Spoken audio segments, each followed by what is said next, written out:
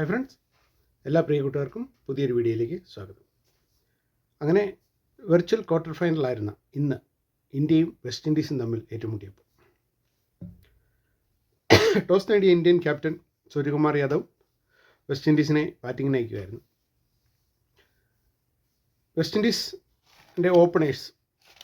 Indies ഓപ്പണേഴ്സായ captain Shai ഹോപ്സും Roston ചേസും ചേർന്ന് വെസ്റ്റ് ഇൻഡീസിന് സ്വപ്നതുല്യമായൊരു തുടക്കമാണ് നൽകിയത്. 68 റൺസിൻ്റെ ഓപ്പണിംഗ് പാർട്ണർഷിപ്പാണ് രണ്ടുപേരും കൂടി കാഴ്ചവെച്ചത്. പിന്നീട് അവർ പുറത്തായതിനു ശേഷം എത്തിയ ഹിറ്റ്മയർ ഒരു കാമിയോ റോൾ കാഴ്ചവെച്ചെങ്കിലും 12 ബോളിൽ 27 റൺസാണ് അദ്ദേഹം അടിച്ചെടുത്തത്. അദ്ദേഹവും പെട്ടെന്ന് തന്നെ പുറത്തായി.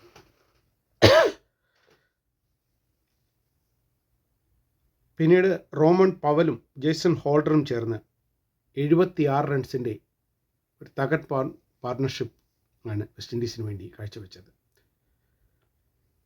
195 4 വിക്കറ്റ് നഷ്ടത്തിൽ 195 റൺസാണ് വെസ്റ്റ് ഇൻഡീസ് നേടിയത്. അതായത് വെസ്റ്റ് ഇൻഡീസിൻ്റെ ഇന്നിങ്സ് നടക്കുന്നതിൻ്റെ ഒരു പകുതി, അതായത് 10 ഓവർ 11 ഓവർ കഴിഞ്ഞപ്പോഴേക്കും വെസ്റ്റ് ഇൻഡീസ് ഒരു മാക്സിമം ഒരു 150-160 എത്തുകയുള്ളൂ എന്ന് വിചാരിച്ചെങ്കിലും ജേസൺ ഹോൾഡറും പവലും ചേർന്ന് വെസ്റ്റ് ഇൻഡീസിനെ ഒരു തട്ടുപൊളിപ്പൻ ബാറ്റിംഗ് പെർഫോമൻസിലൂടെ 195 റൺസ് വരെ എത്തിച്ചു. 195 റൺസ് വിജയലക്ഷ്യവുമായി ബാറ്റിങ്ങിനിറങ്ങിയ ഇന്ത്യക്ക് തുടക്കത്തിൽ തന്നെ അഭിഷേക് ശർമ്മ 10 റൺസ് എടുത്ത് നഷ്ടമായി. പിന്നാലെ എത്തിയ ഇഷാൻ കിഷൻ, അദ്ദേഹത്തിനും അധികം പിടിച്ചു നിൽക്കാൻ കഴിഞ്ഞില്ല. ഇഷാൻ കിഷനും 10 റൺസ് എടുത്ത് പുറത്തായി. പിന്നീട്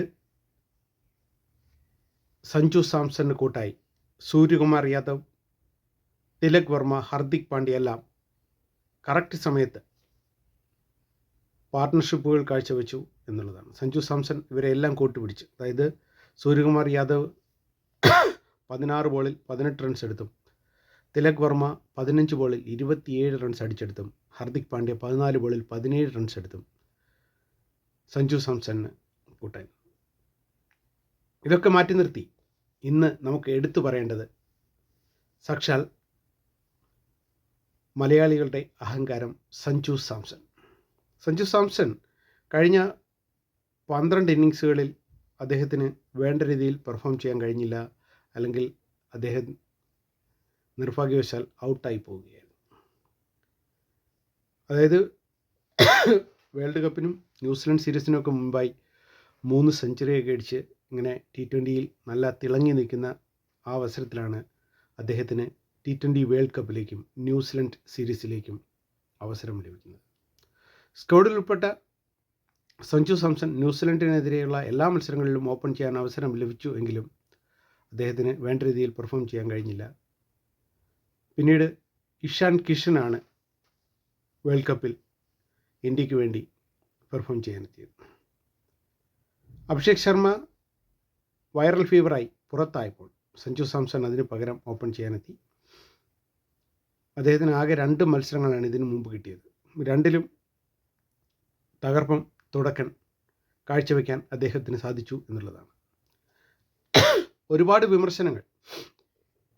T20 ക്രിക്കറ്റ് എന്നാൽ ഓപ്പണേഴ്സിൻ്റെ നൽകുന്ന സ്വപ്നതുല്യമായ തുടക്കത്തിൽ പ്രഷർ കുറഞ്ഞ് പിന്നീടുള്ള ബാറ്റ്സ്മാൻമാർക്ക് ബാറ്റ് ചെയ്യാൻ സാധിക്കും എന്നുള്ളത് തന്നെയാണ്.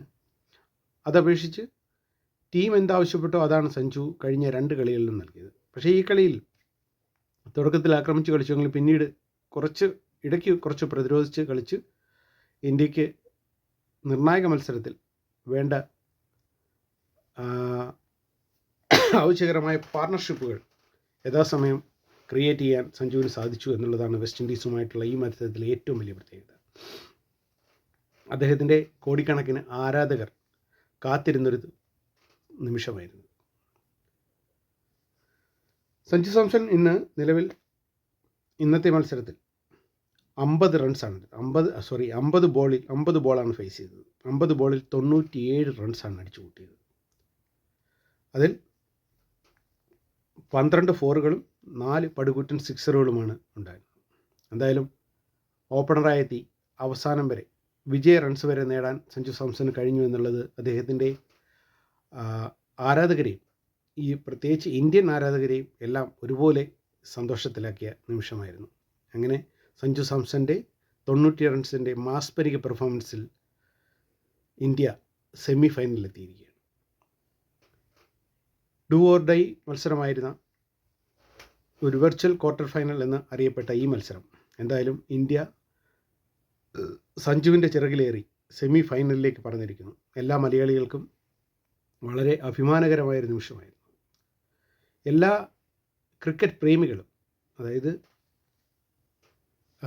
ഈ സഞ്ജു സാംസൻ്റെ ആരാധകരും ഇന്ത്യൻ ക്രിക്കറ്റ് പ്രേമികളും ഒരുപോലെ ആഗ്രഹിച്ച ഒരു ഇന്നിങ്സാണ് സഞ്ജു സാംസൺ കാഴ്ചവെച്ചത്. എന്തായാലും എന്താണെന്നറിയില്ല ഫ്രണ്ട്സ്, എന്തായാലും ഈ ഇന്നിങ്സ് കണ്ട് സഞ്ജു സാംസൺ വിജയ റൺസ് നേടിയപ്പോൾ അറിയാതെ കണ്ണ് നിറഞ്ഞു പോയത് എനിക്ക് മാത്രമാണോ എന്നറിയില്ല. ഒരുവിധം എല്ലാ സഞ്ജു ഫാൻസിനും ഇതൊരു അസുലഭ നിമിഷമായിരുന്നു. 4-ാം തീയതി സൗത്ത് ആഫ്രിക്കയും ന്യൂസിലൻഡും തമ്മിൽ കൊൽക്കത്തയിലെ ഈഡൻ ഗാർഡൻസിൽ വെച്ചാണ് ഫസ്റ്റ് സെമി ഫൈനൽ. മാർച്ച് 5-ാം തീയതി ഇന്ത്യയും ഇംഗ്ലണ്ടും തമ്മിൽ മുംബൈയിലെ വാങ്കഡെ സ്റ്റേഡിയത്തിൽ വെച്ച് രണ്ടാമത്തെ സെമി ഫൈനൽ നടക്കും. എന്തായാലും we can wait for much better performance and much tremendous performance from Sanju Samson. See you friends. Bye.